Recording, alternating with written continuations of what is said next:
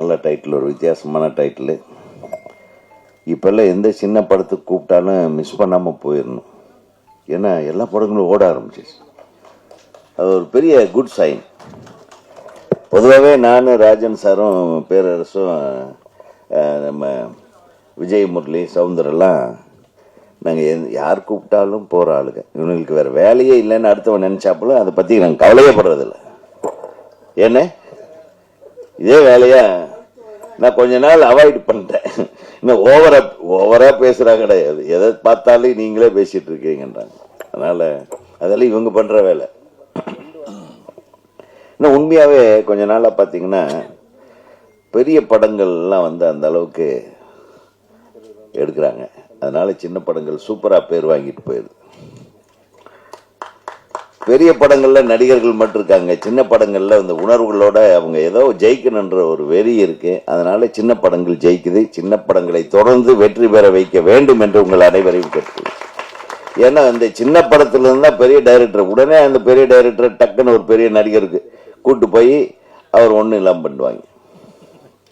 அதனால உங்க நாம எல்லாம் வந்து உதயகுமார் படம், பாரதி ராஜா படம், பாக்யராஜ் படம், இந்த மாதிரி பேர் வாங்குற படம் பண்ணுங்க, தயவு பண்ணி சொல்றேன். அப்பதான் தமிழ் சினிமா நல்லா இருக்கும்.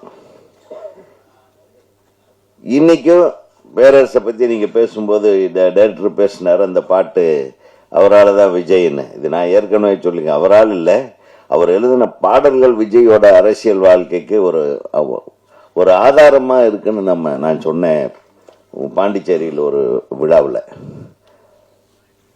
அதாவது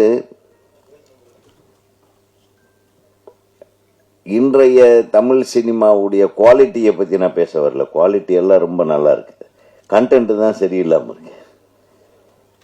நிறைய டெக்னாலஜி இருக்கு. நாங்க ஒரு கிரேனு, ஒரு ரவுண்ட் ட்ராலி, இதை வச்சுட்டே படத்தை ஓட்டிடுவோம். ஒரு ட்ராலி, வேற எந்த ஃபெசிலிட்டியும் கிடையாது. நீங்க ஒரே ஷாட்டை 10 கேமரா 5 கேமரா வச்சு 15 ஆங்கிள் எடுக்கிறீங்க. நாங்க ஒரே கேமரா வச்சு ஒரே ஆங்கிள் தான் எடுப்போம். அதுதான் படத்துல வரும். ஸோ தெளிவான திரைக்கதை, தெளிவான காட்சி அமைப்பு இருக்கிற திரைப்படங்கள் வெற்றி பெறும். 3 கேமரா வச்சு எடுக்கிறவங்க தான் பெரிய டைரக்டர்னு நிறைய ஹீரோக்கள் தப்பா நினைச்சிட்டு இருக்கிறாங்க.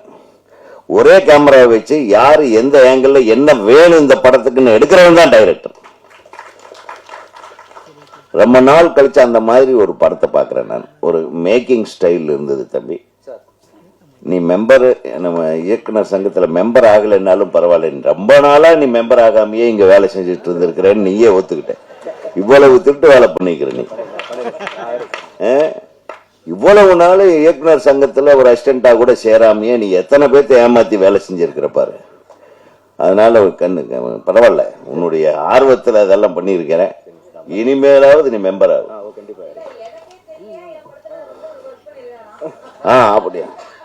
அப்புறம் நீ டைரக்டர்னு சொன்னிய, நீ மெம்பர் ஆயிட்டியா?